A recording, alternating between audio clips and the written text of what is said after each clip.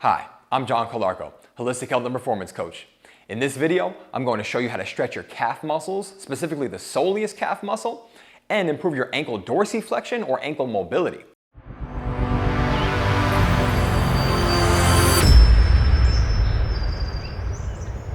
If you have trouble hitting the deep position of your full deep squat, or if you have trouble doing a full lunge properly, or even if you have Achilles, knee, hip, or even low back pain, then addressing and optimizing your ankle mobility is one of the most important things you can do, and it's one of the most overlooked components. So watch this video to the end, and I'll show you how we go about addressing and improving our ankle dorsiflexion. Now, when we talk about hitting the full depth of our squat, when you set up in your squat position, to get to that full depth, we need those knees to slide forward, all right? And that's ankle mobility. When the ankle pulls up toward the shin like that and the knees kind of slide forward over the toes, which is okay of a position as long as we load it under control. I know there's a myth out there that the knee should never go over the toes because that injures the knees.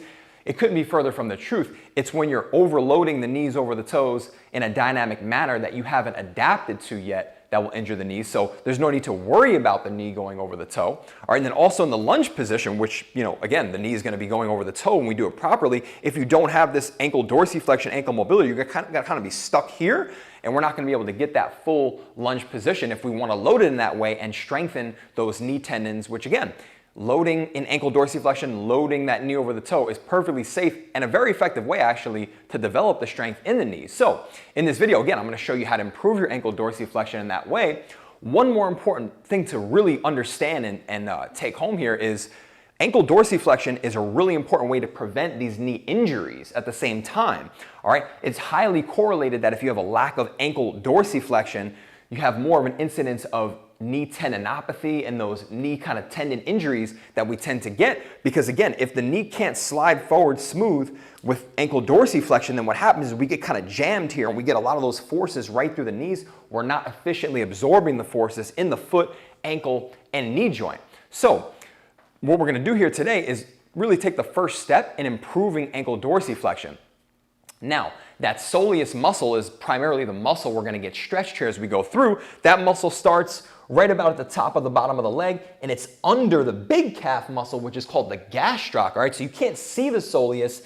It runs all the way down, though, and with the gastroc becomes your Achilles tendon, all right, that you can see there at the bottom of the leg that everybody's so familiar with. So to set up for the half kneeling ankle dorsiflexion exercise, what we're going to do is we're going to come into a half kneeling position, okay? And then from there, we're going to focus on getting our weight just back a little bit so it's more over our back, knee, hip, and shoulder. All right, so then from there, we're going to set this front foot. We want that heel to be right under the knee joint to start. All right, we don't want to start out here. All right, so heel is right underneath the knee. That's going to give us the ability to execute this exercise with the right range of motion and not getting too much of a hip stretch. Now, another really important key here is the kneecap. We want that kneecap pointed directly forward for you. Okay, so I'll show you from this angle.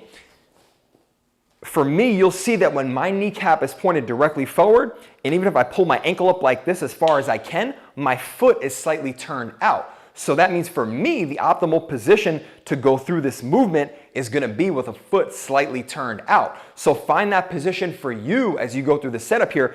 We don't need to try to force the foot on straight. When people do that, it often turns the knee in. It forces them into kind of hip internal rotation, and also it kind of jams up the inside of the ankle here. If we're trying to force the foot straight, we don't have that full ankle dorsiflexion range, right? As you can see there, if I'm trying to force it in, I'm more restricted than when I'm here in my natural position for my bony anatomy. So that's a really important point here that people miss, and they often try to force that foot straight. And again, it just doesn't work. Everyone's bony anatomy tends to be different, and I find that the majority of people need a slight turnout of that foot to keep that knee straight.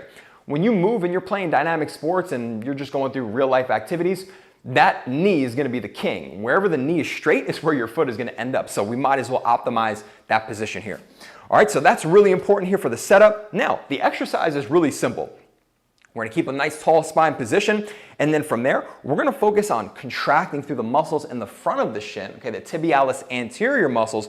We're going to actually pull the ankle up off the ground a little bit, and then we're going to start to let our weight shift forward a little bit so that knee drives forward over that second toe, okay? So we want that knee aligned right over the second toe. We're gonna hold for 2 seconds, really squeezing through the muscles in the front of the leg.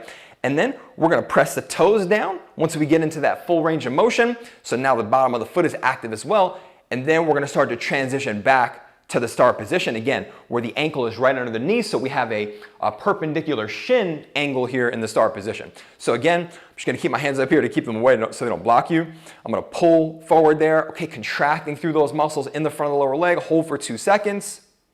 Okay, push back, and I'm actively pushing my foot through the floor. I'm almost thinking like I'm gonna raise my heel up as I push back. And again, that's gonna get us some activation through the calf, because as you know, the calves bring the ankle up like that in a plantar flexion. So that's what we want to do, because we want to get activation of those calf muscles as we come back. That's going to allow you to improve the mobility even more so here. So we're getting activation through the lower leg muscles on the front side to pull us into the position, neurologically relax the muscles there in the soleus, and then we're activating those muscles in the soleus to wake them up, get them firing, which is going to allow them to function better and actually achieve deeper ranges of motion with that activation. So I'll show you a couple more reps here. All right. Again, pulling up through that ankle, contracting through those muscles in the front side of the lower leg there, and then pushing back. All right, think about a nice exhale as you go forward.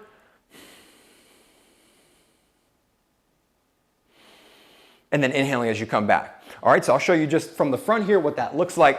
We're gonna set up, again, that knee, all right?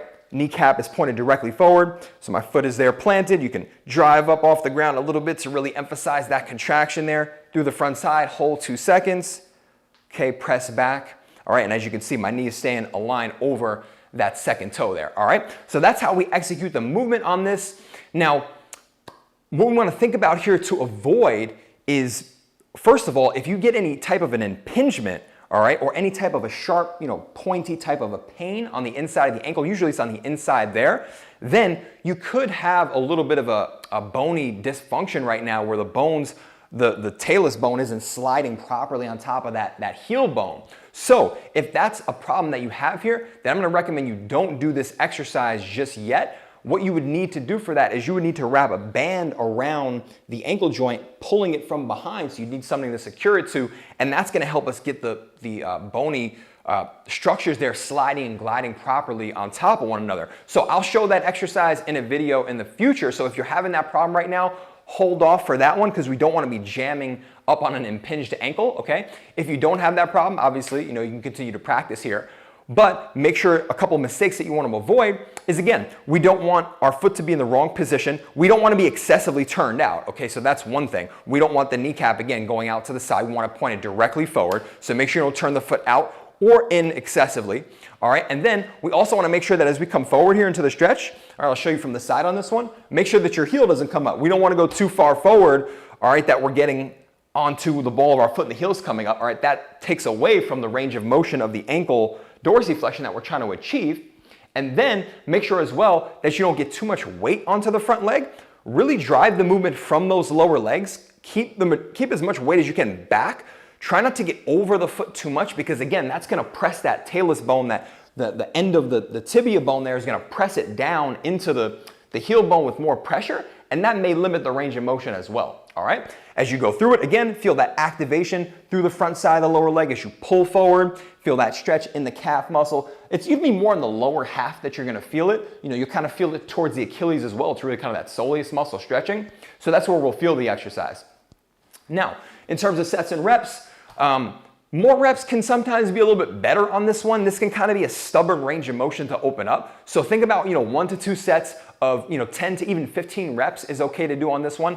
This is great to do before you squat. If you're doing a workout, that requires squatting, lunging, any dynamic movement, you're playing a sport where that knee needs to slide and glide forward nice and smooth, over the foot and ankle there. This is a great one to do beforehand. And then also, obviously, a great time to do it is really, any time that you feel tension in that lower leg muscle. But before activity on this one, especially dynamic activity, is really a great time. All right, so think about that as you're practicing them. All right, so if you have any questions on this exercise, drop them in the comments below. Hit that like button if this was helpful and beneficial for you, and then share it with a friend who you think may benefit from it. And I look forward to helping them as well and giving them value through this content. All right, and then I have a couple exercises in this series coming for you to maximize your ankle dorsiflexion. So make sure you hit that subscribe button, hit the notification bell so you can get notified as I upload those new videos. This is really the mobility portion of getting you to develop then the stability to do those deep squats and to do those lunges properly, which we will cover in detail in future videos. So until then, I'll see you in those future videos. Hit that subscribe button and I'll see you there. And remember, unleash your power, achieve your potential.